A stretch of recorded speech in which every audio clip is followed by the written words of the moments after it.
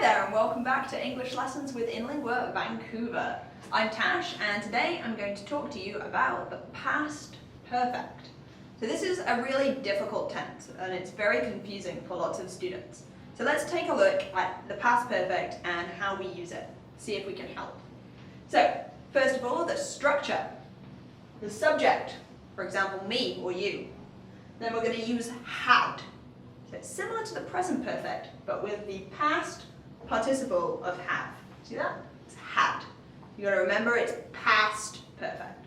So we use the past, and then the past participle makes the perfect section. So here is past perfect. Let's have a look when we use it. We're using the past perfect to describe two situations in the past and to give order to these time periods. So imagine this is one situation and this is the second situation. And they maybe meet each other. Okay? Both of them are finished and they do not overlap. There's no overlap. Okay? One after the other. One event, two events. In the past. We use the past perfect to describe that event A happened before event B.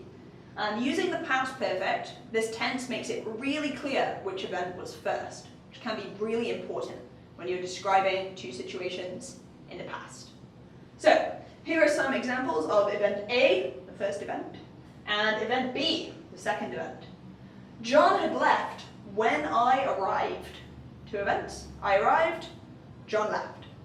And if we just use the past simple, I arrived, John left. John left, I arrived.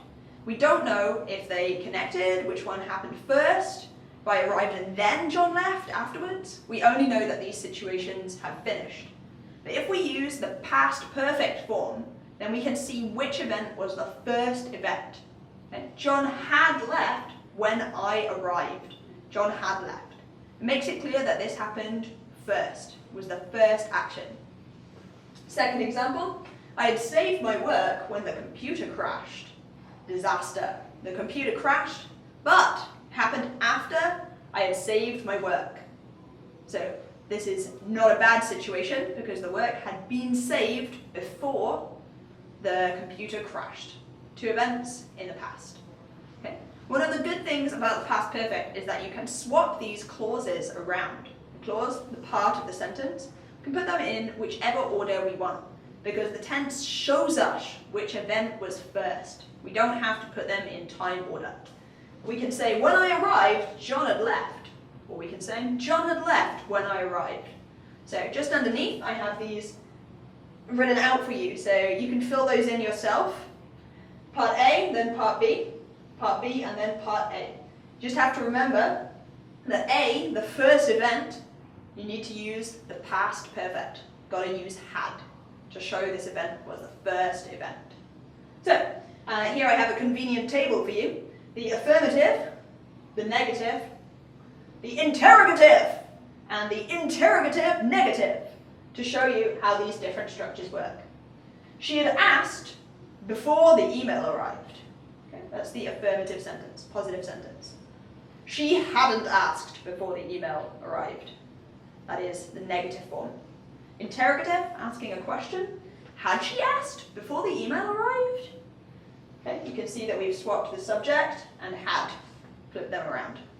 And the interrogative negative, okay, very demanding question. Hadn't she asked before the email arrived? So this structure follows the same basic rule as questions and sentences in other tenses. You just have to remember that when we have the D in have, that puts it as the first event, puts it far into the past. Okay. So why don't you try a couple of sentences yourself and leave them in the comments section and we'll get back to you. Subscribe to our channel for more great English lessons and I'll see you next time. Thanks!